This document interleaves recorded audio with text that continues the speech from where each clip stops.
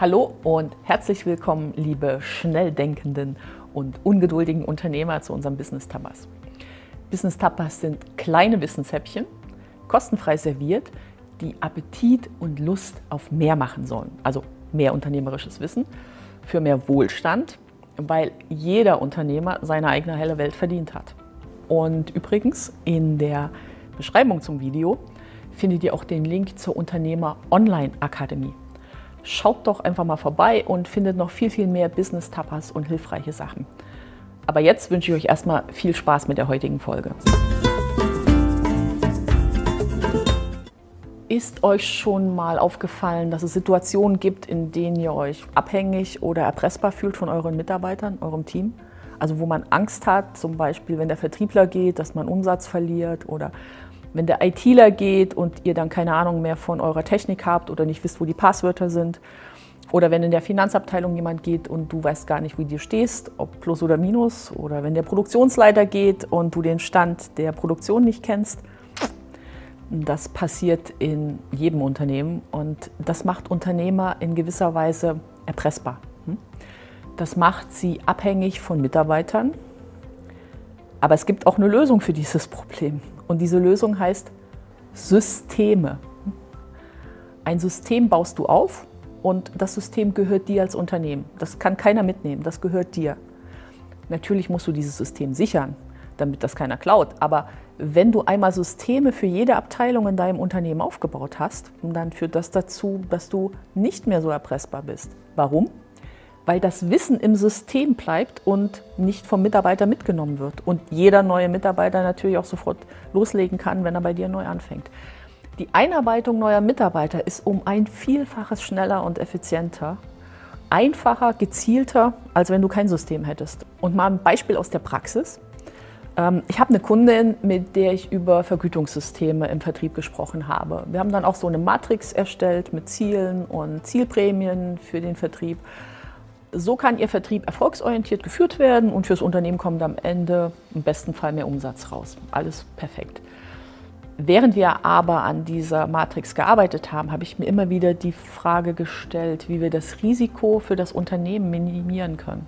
Also das Risiko, das neue Vergütungssystem hält Mitarbeiter im Unternehmen, aber irgendwann kommt die nächste Nachfrage nach: Chef, ich will mehr Geld. Und der Kreislauf beginnt von vorn.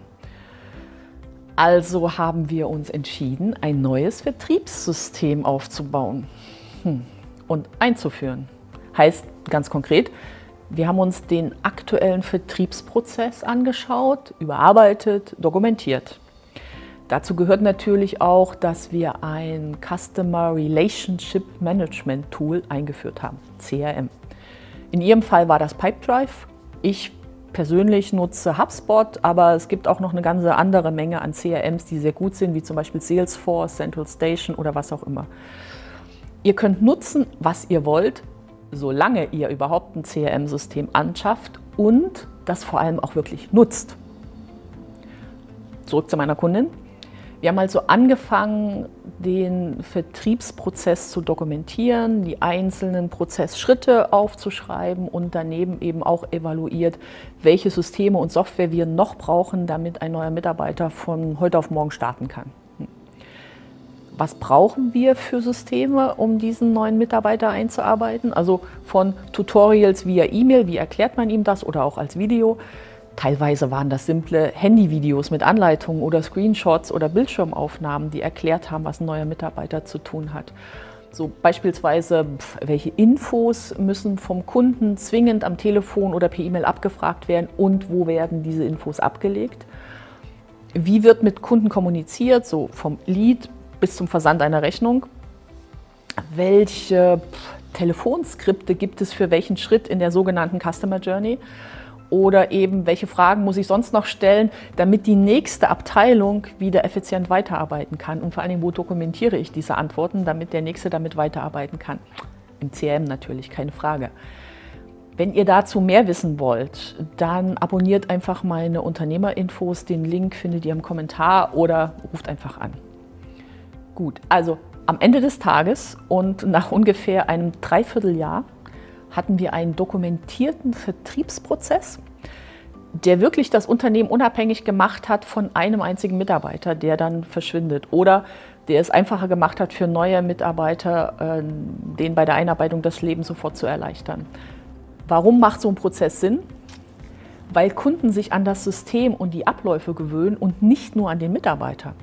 Das heißt, beim nächsten Mitarbeiterwechsel verliert das Unternehmen den Kunden nicht, weil der Kunde ja in gleichbleibender Qualität weiter betreut wird.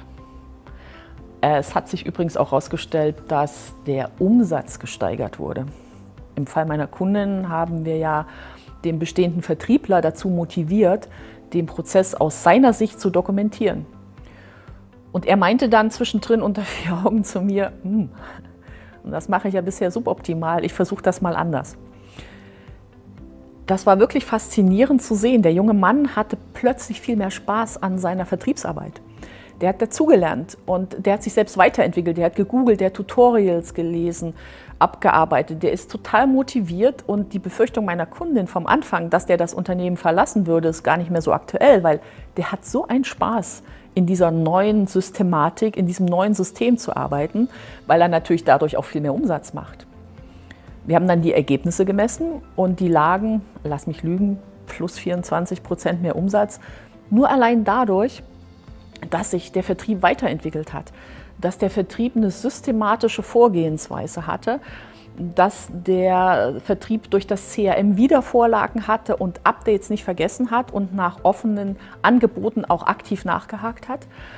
Also ich kann euch nur empfehlen, wenn ihr das Gefühl habt, ihr seid in irgendeiner Abteilung eures Unternehmens abhängig oder erpressbar von Mitarbeitern, dann sorgt bitte rechtzeitig dafür, dass ihr einen dokumentierten Prozess habt, der von neuen Mitarbeitern relativ einfach übernommen werden kann. Denn der Prozess und die Dokumentation, die gehören zu 100% euch. Der Mitarbeiter ist freiwillig bei euch.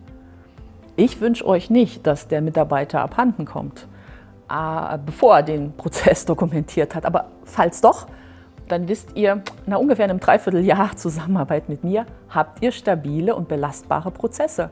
Und die sind auch implementiert. Ja, also seid ihr jetzt nachdenklich geworden? Dann schaut euch die anderen Business Tapas Videos an und abonniert den YouTube-Kanal der Unternehmer Online Akademie. Den Link dazu findet ihr unter diesem Video oder ruft mich einfach an. Und keine Angst, von den Business Tapas wird man nicht dick, nur reich. Macht was draus.